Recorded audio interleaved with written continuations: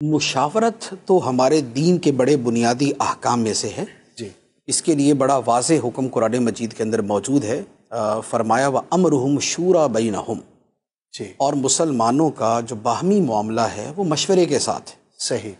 تو یہ مشورے سے مراد یہاں پر اسی لیول کا مشورہ ہے کہ جس میں ہر بندہ پارٹیسپیٹ کرتا ہے، ہر بندہ اس میں حصہ لیتا ہے، اپنی رائے دیتا ہے، دوسرے کی رائے کو رد کرتا ہے یا قبول کرتا ہے، ایک ہیلدی ڈسکشن ہوتی ہے اور اس کے بعد اس کا کوئی نتیجہ نکلتا ہے۔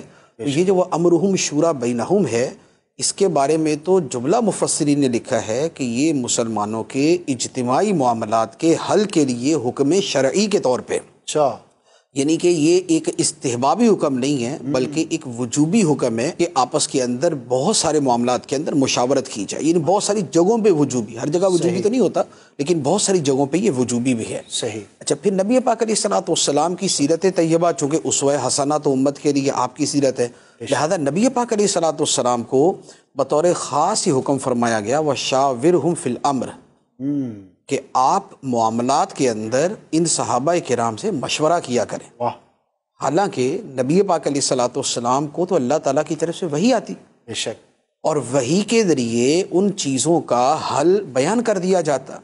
اچھا، اس کے علاوہ جو نبی پاک علیہ الصلوۃ والسلام کا اجتہاد ہوتا، یعنی آپ کی جو انفرادی اس کے اوپر غور و فکر ہوتا، تو وہ بھی مؤید من اللہ، یعنی اللہ کی طرف سے اس کی تائید ہوتی۔ بے شک، اور بالفرض اگر اس کے اندر کوئی معاملہ ہوتا تو فوری طور پہ وحی کے ذریعے اس کو مزید جو ہے وہ بیوٹیفائی کر دیا جاتا۔ بے شک، لیکن اس کے باوجود نبی پاک علیہ الصلوۃ والسلام کو فرمایا گیا وَشَاوِرْهُمْ فِي الْأَمْرِ، کہ ان لوگوں کے ساتھ، صحابہ کرام کے ساتھ مشورہ کرو تاکہ ایک ٹرینڈ سیٹ ہو جائے، ایک طریقہ کار بن جائے، ایک سنت قائم ہو جائے کہ مشورہ کرنا ہے۔ اس لیے نبی پاک علیہ الصلوۃ والسلام بڑی کثرت سے صحابہ کرام سے مشورہ کیا کرتے تھے۔ احادیث کے اندر جب سیرت کے آپ مختلف واقعات دیکھتے ہیں تو ان کے اندر بھی آپ کو مشورے کے اتنے واقعات ملیں گے۔ جیسے آپ غزوہ بدر سے پہلے نبی پاک علیہ الصلوۃ والسلام نے انصار اور مہاجر سب کو جمع کر کے مشورہ کیا سبحان اللہ، کہ بھئی کفار حملہ کرنے آ رہے ہیں تو ہم ان کا جواب کیسے دیں۔ تو بعض نے رائے دی کہ ہم اپنے شہر میں رہ کر جواب دیں، بعض نے کہا شہر سے باہر نکل کے جواب دیں، تو طے یہ پایا کہ باہر نکل کے جواب دیا جائے گا۔ تو نبی پاک علیہ الصلوۃ والسلام نے باقاعدہ پورے گروہ تھے صحابہ کرام کے، وہ ایک بڑی تعداد تھی کہ جن کے ساتھ آپ نے مشورہ کیا، پھر ان کے مشورے کے مطابق عمل کیا۔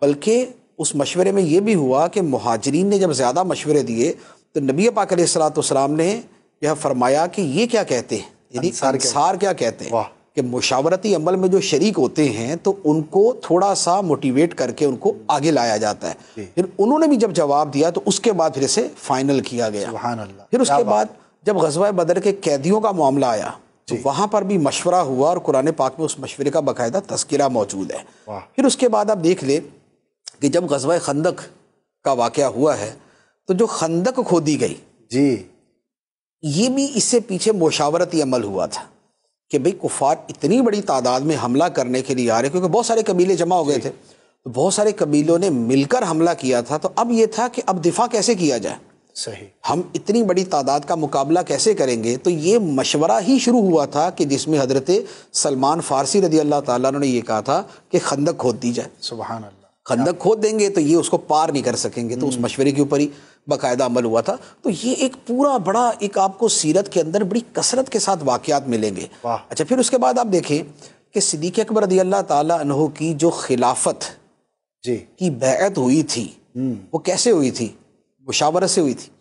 سقیفہ بنی ساعدہ کے اندر جو صحابہ کرام جمع تھے ان کے آپس کی مشاورت کے بعد ہی صدیق اکبر رضی اللہ تعالیٰ عنہ کو خلیفہ منتخب کیا گیا تھا، تو وہ بھی مشاورت سے عمل ہوا۔